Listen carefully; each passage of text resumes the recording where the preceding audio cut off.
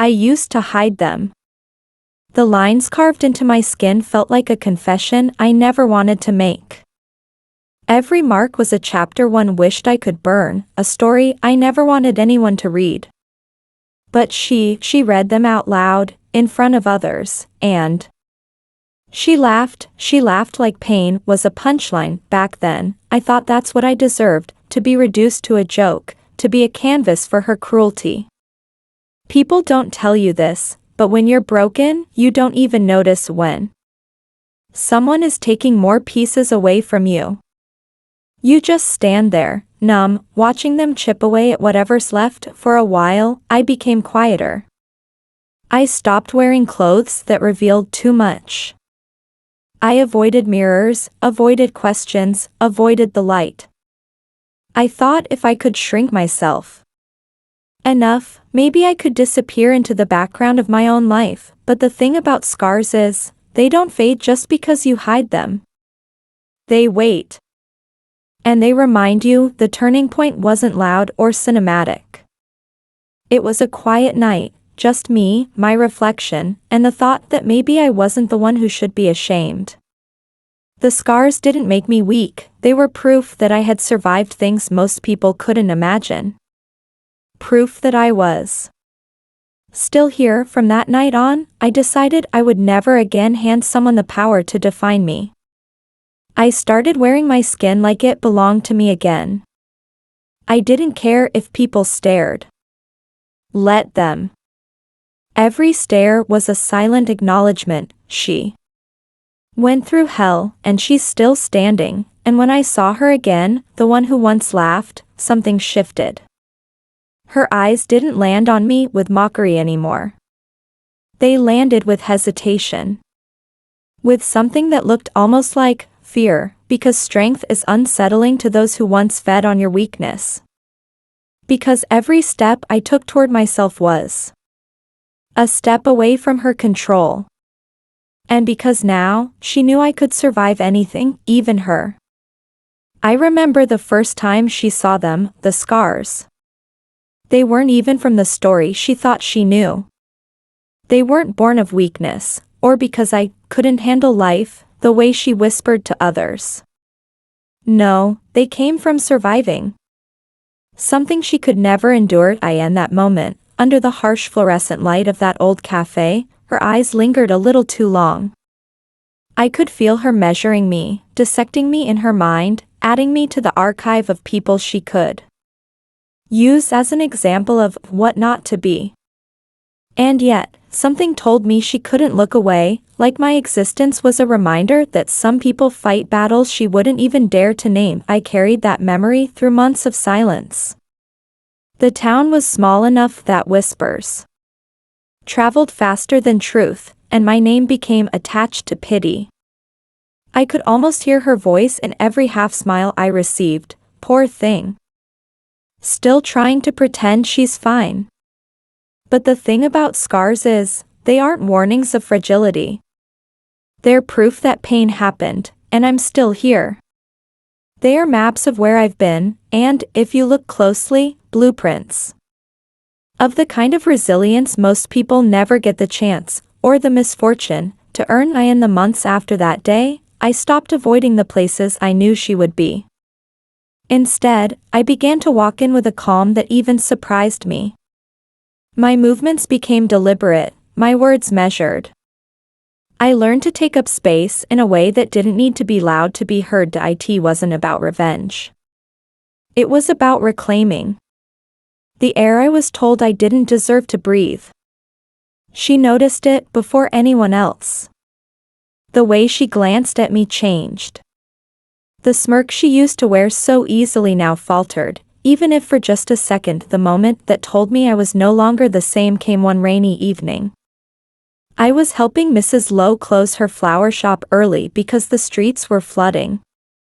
The bell above the door rang, and there she was, drenched, out of breath, holding a bouquet that looked like it had been through a storm even worse than the one outside. She froze when she saw me. I didn't move. I didn't even look at her like she was worth a reaction. That silence, it broke her more than any words I could have chosen. The next days were different. When I walked into a room, she stopped talking.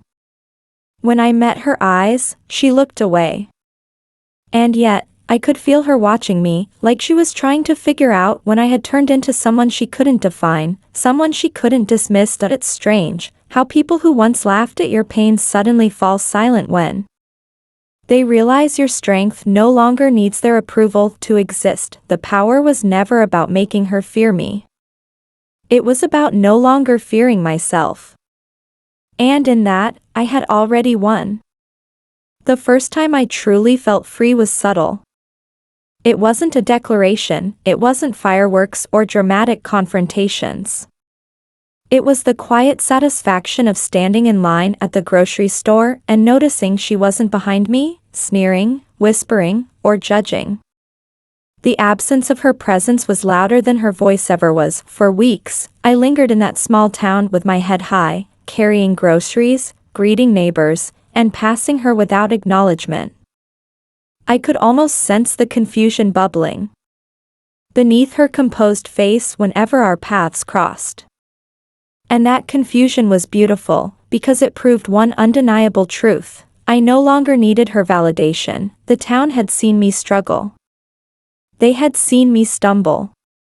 But they hadn't seen me stand taller than anyone expected. And standing tall is not always easy. Every scar, every memory, every night of silent tears built a tension within me, a war between the urge to disappear and the necessity to exist fully. I chose existence. I chose life. Sometimes, I would catch myself imagining what she was thinking, the woman who had once laughed. Did she ever think I'd rise beyond her cruel amusement? Did she ever imagine that my strength would be quiet but undeniable, a force that required no drama to assert itself? And in those moments, I understood something profound. People like her never change. They measure others by weakness because they cannot measure themselves by anything else. So, I stopped thinking about her. Not out of spite, but because the more I focused on myself, the more I realized her laughter had no power over me anymore. Work became a sanctuary. My mornings started early, not because I had to, but because I wanted to witness the world waking up, and I wanted to be awake with it. Each sunrise reflected on my scars, but I didn't flinch. I observed the marks without judgment, and for the first time, they were just maps of survival, not shame. People began to notice. Compliments were small, a smile here, a nod there, but each acknowledgement fueled a subtle revolution within me. It was a rebellion against every time I had felt less than, against every person who had reduced me to a punchline, against the idea that survival was enough but thriving was impossible. One evening, I found myself standing outside the old cafe where it all began.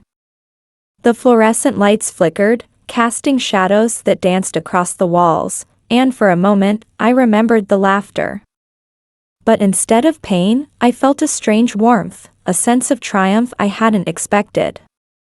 Triumph not over her, but over the version of myself that had doubted she could ever hurt me again. The people who once whispered were silent, replaced by curious glances. They saw a woman unafraid of her scars, unafraid of their opinions, unafraid of living fully. The irony of it made me smile. Those who had tried to define me were now spectators of my freedom. It was in that moment, under the pale light of a flickering sign, that I realized life had no interest in revenge. Life only cared about presence, your presence, unshakable, undeniable, unapologetic. And in that presence, I was whole. Days turned into weeks, and the rhythm of my new life began to solidify. I wasn't just surviving anymore, I was participating in life in a way I had never allowed myself to before. Every decision, every small choice carried weight, a sense of ownership over my own existence that was intoxicating. I started waking up earlier, not because I had to, but because I wanted to witness the quiet moments before the town fully stirred. The streets smelled of wet pavement after early morning showers, and sunlight danced through the leaves of the few trees lining Main Street. I walked with a purpose now, a subtle confidence that wasn't visible in grand gestures but resonated. In every step, the scar on my forearm caught the light one morning, and I smiled at it. It no longer represented a mark of weakness, or a story of humiliation. It was a reminder of resilience, a badge of honor I hadn't been allowed to own for so long. The laughter that had haunted me, the whispers and judgments, faded with every stride I took in my own skin. Neighbors began to notice changes too. It wasn't about vanity, it was the aura of someone who had been tested and emerged with a quiet power. People would smile at me in the morning, some nodding in subtle acknowledgement. Small gestures, yes, but gestures that confirmed the shift. The town was beginning to see me differently. She, of course, noticed first. The woman who had mocked my pain and measured me by my scars could not ignore the transformation. I caught glimpses of her in shop windows, in fleeting reflections, always watching, calculating, trying to understand what had changed.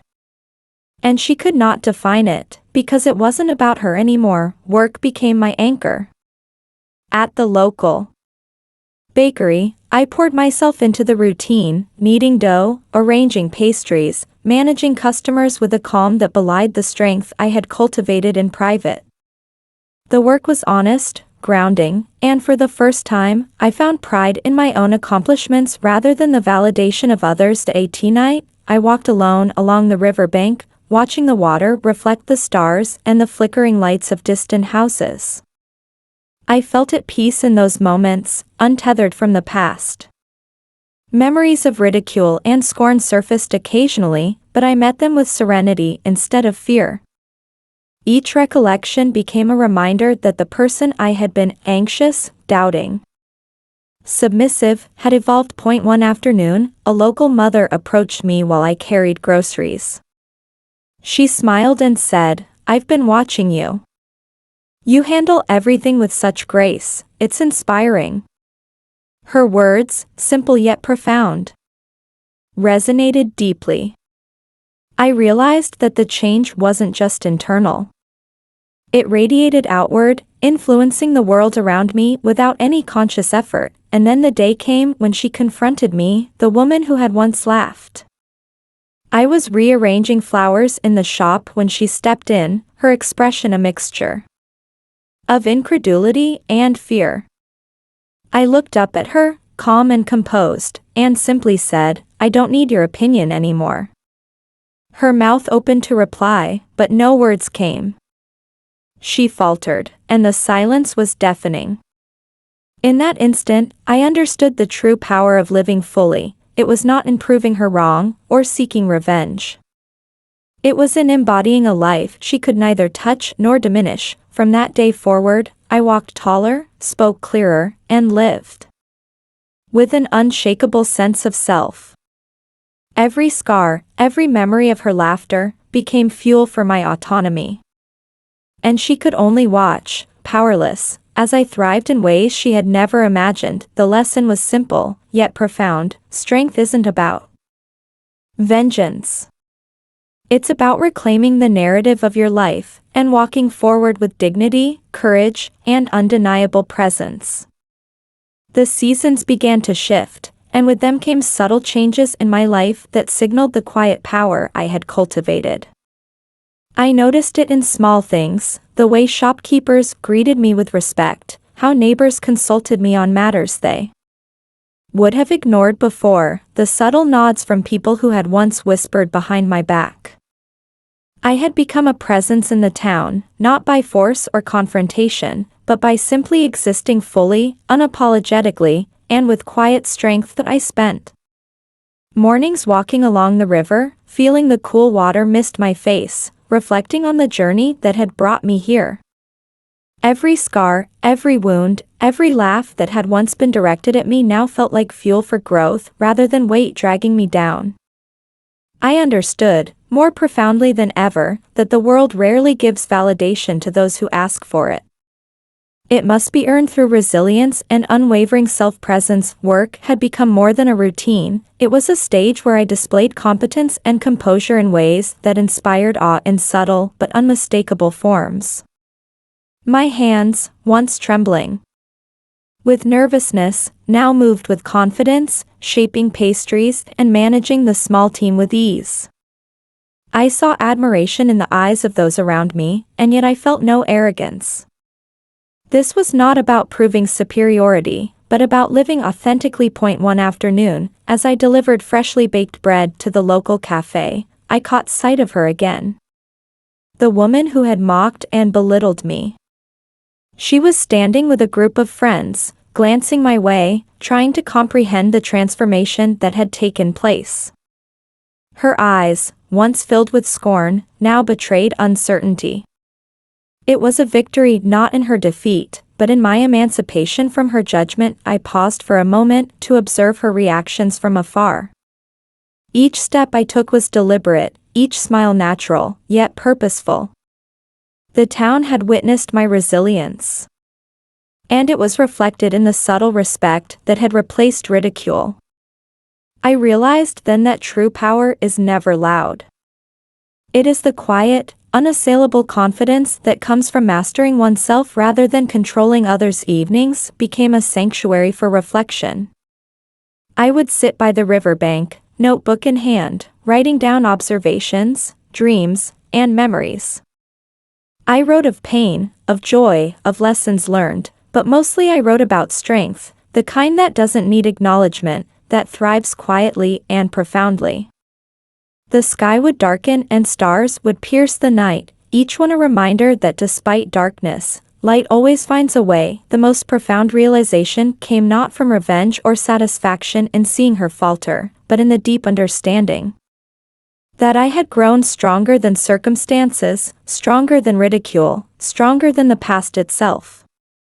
My laughter, once silenced by fear and insecurity, now rang clear and free, echoing in moments of private triumph. People began approaching me with questions, seeking advice, guidance, or just the comfort of witnessing someone who had endured and risen.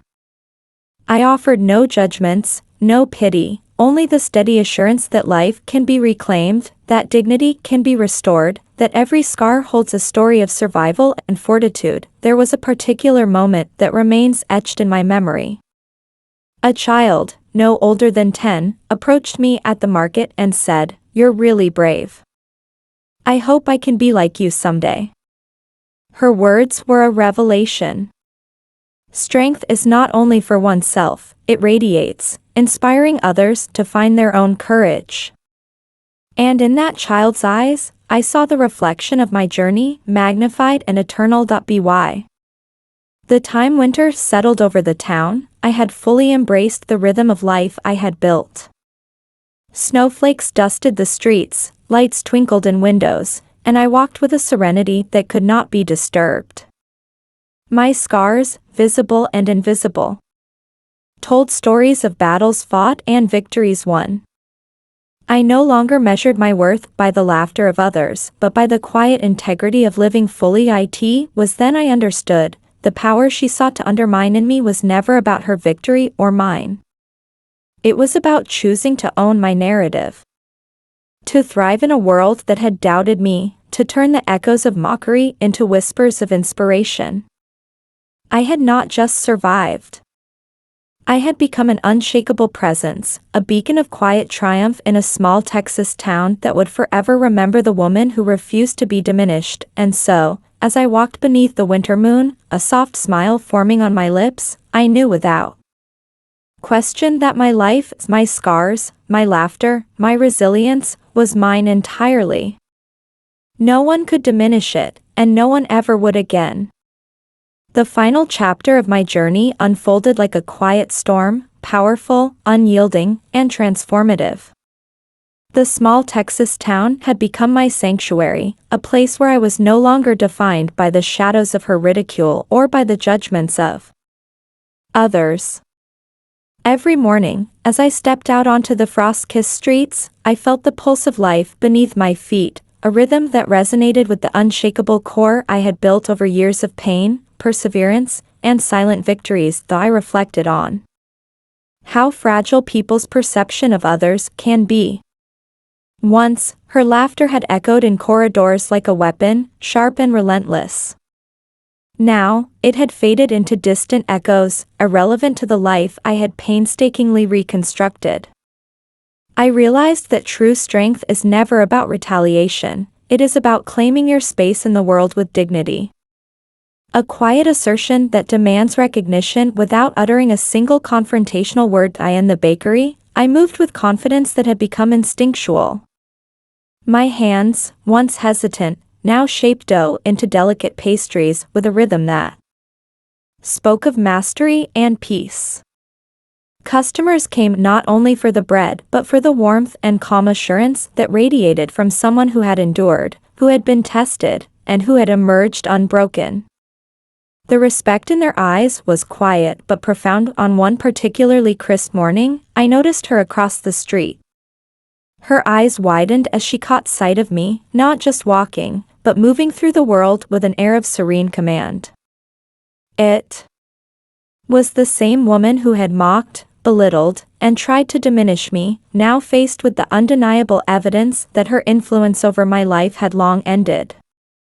She turned away, unable to reconcile the person I had become with the one she had attempted to define. The town had seen me rise, yet the transformation was most evident in the quiet moments, in the way I carried myself when no one was watching. I had built rituals of reflection, moments where I would write by the river, penning thoughts about resilience, kindness, and the subtle triumphs of daily life. I wrote about pain, yes, but also about the joy that came from reclaiming one's dignity, the laughter that now flowed freely from my lips, untethered from fear or shame. Evenings became a sanctuary of meditation. The chill in the air, the glimmer of stars over the river, and the gentle rustle of leaves reminded me of impermanence and the power of growth. I marveled at how far I had come, how every cruel word, every sneer, and every moment of humiliation had been transformed into a stepping stone. My scars were no longer markers of weakness, but symbols of endurance and a life reclaimed. In the midst of the winter holidays, the town gathered for its annual festival. Lanterns lit the streets, music played softly in the background, and laughter intertwined with the scent of fresh pastries from my bakery. I moved through the crowd, greeting friends, exchanging smiles, feeling the gentle warmth of community embrace. Here, my story was not of pain but of emergence, of a life reborn from the ashes of doubt and ridicule. That a young woman approached me, timid yet curious. She confessed how she had once felt unseen and unheard, how she had allowed others to define her worth. I listened, smiled, and shared nothing of my own struggle explicitly, only guiding her toward the understanding that strength comes quietly in the deliberate choices to honor oneself, to nurture one's own growth, and to find joy in one's accomplishments, no matter how small they may seem. As I walked home later, the winter wind brushing against my face, I realized that my journey had reached its natural crescendo. I had not sought revenge, I had sought wholeness. I had not measured life in the judgment of others, but in the depth of my own fulfillment. Each step I took resonated with a freedom I had never known before, freedom from ridicule, from fear, from the shadows that had once sought to define me. She had laughed at my scars, yes, but those very scars were now the pillars of my strength. Every sneer she had cast, every moment she had attempted to undermine me, had become part of the architecture of resilience that supported a life of quiet, undeniable power. I had learned that true victory is not in the eyes of others, but in the unassailable certainty that one has claimed their life, on their own terms. Standing beneath the glow of the evening stars, I felt a profound serenity. The journey of humiliation, pain, and struggle had culminated in a life lived fully, a presence that could not be shaken by judgment or envy. I was not defined by her, by the town, or by past events. I was defined by the choices I had made, the strength I had nurtured, and the peace I now carried within me. And so, in the quiet embrace of night, with the town sleeping peacefully around me, I laughed, softly, fully, freely. She had never understood that laughter, the laughter that rises from the marrow of survival, that echoes in triumph without boasting, that flows from a life wholly reclaimed. My life, my scars, my laughter. My strength, all mine, irrevocably, unapologetically.